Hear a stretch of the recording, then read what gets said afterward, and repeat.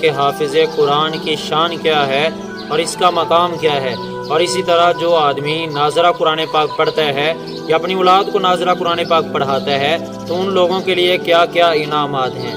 پہلے نمبر پر حضور علیہ السلام نے فرمایا کہ خیرکم من تعلم القرآن وعلمہ، کہ تم میں سے بہترین آدمی وہ ہے جو قرآن پاک کو سیکھے اور پھر آگے سکھائے۔ پھر حضور علیہ السلام نے فرمایا کہ جو آدمی قرآن پاک کی ایک آیت سیکھتا ہے چاہے وہ ناظرہ ہی کیوں نہ ہو تو اس آدمی کو اللہ پاک 100 نوافل کا ثواب عطا فرماتے ہیں۔ پھر حضور علیہ السلام نے فرمایا کہ جس آدمی نے قرآن پاک کو حفظ یاد کیا، حفظ کر لیا، تو اس حافظ قرآن کو اللہ پاک اس حالت میں اٹھائے گا کہ اس کا چہرہ 14ویں چاند کی طرح ہوگا، 14ویں چاند کے مشابہ ہوگا۔ اسی طرح قیامت کے دن حافظ قرآن کو کہا جائے گا کہ اب قرآن پاک کو پڑھنا شروع کر دے۔ حافظ قرآن ایک آیت پڑھے گا تو ایک آیت پڑھنے کی وجہ سے اس کے باپ کا ایک درجہ بلند ہوگا۔ جس طرح وہ آیات پڑھتا جائے گا تو باپ کے درجے بلند ہوتے چلے جائیں گے۔ کتنی بڑی فضیلت ہے حافظ قرآن کے لیے۔ اسی طرح حافظ قرآن کے والدین کے سروں پر تاج پہنایا جائے گا کل قیامت کے دن، اور وہ تاج اتنا اچھا ہوگا کہ اس کی روشنی، اس کی چمک، فرمایا کہ آفتاب، سورج سے بھی زیادہ اس کی روشنی ہوگی۔ اسی طرح حافظ قرآن سے قیامت کے دن کہا جائے گا کہ قرآن پاک کو پڑھتا جا اور جنت کے درجے چڑھتا جا۔ جہاں پر تیری سورہ ناس ختم ہوگی وہاں پر تیرا جنت کے اندر ٹھکانہ ہوگا۔ اسی طرح حافظ قرآن سے کہا جائے گا کہ اب قیامت کا دن ہے، 10 ایسے لوگ جنت کے اندر لے کے چلا جا جن پر جہنم واجب ہو چکی ہے، تو پھر حافظ قرآن سفارش کرے گا۔ اس کی سفارش کرنے پر اللہ پاک 10 لوگوں کو جنت کا مستحق بنا دے گا۔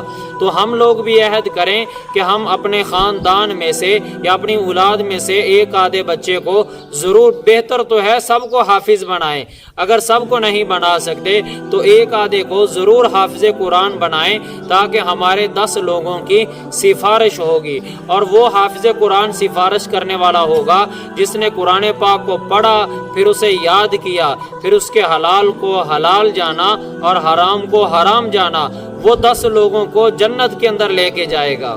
اسی طرح جو آدمی اپنے بیٹے کو یا بیٹی کو ناظرہ قرآن پاک پڑھاتا ہے تو اللہ پاک اس آدمی کے اگلے پچھلے سارے گناہوں کو معاف فرما دیتے ہیں، اور جو آدمی حفظ کرائے اس کے لیے تو بہت زیادہ بلندی اور مقام والی بات ہے۔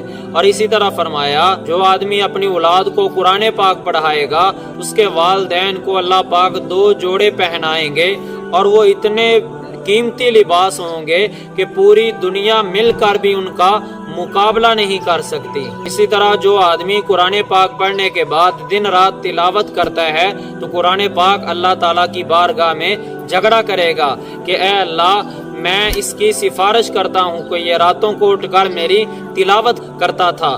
تو اب قرآن پاک کی سفارش کرنے پر اللہ پاک اس قرآن پڑھنے والے کی بخشش فرما دیں گے۔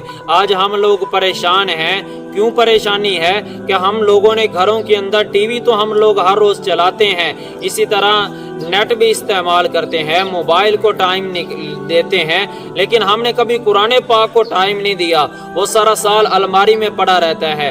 اگر ہم لوگ اپنے گھروں کے اندر قرآن پاک پڑھیں گے تو اس سے ہمارے گھروں کے اندر برکتیں نازل ہوں گی۔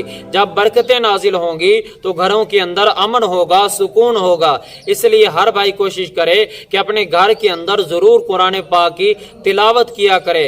عورتیں ہیں وہ بھی گھروں کے اندر قرآن پاک پڑھا کریں تاکہ ہمارے دن کا آغاز اللہ تعالیٰ کے قرآن پاک سے شروع ہو۔ دنیا کے اندر اصل تو تعلیم اسلام کی تعلیم ہے۔ اب ہم لوگ قرآن پاک خود بھی پڑھیں اور اس پر عمل بھی کریں۔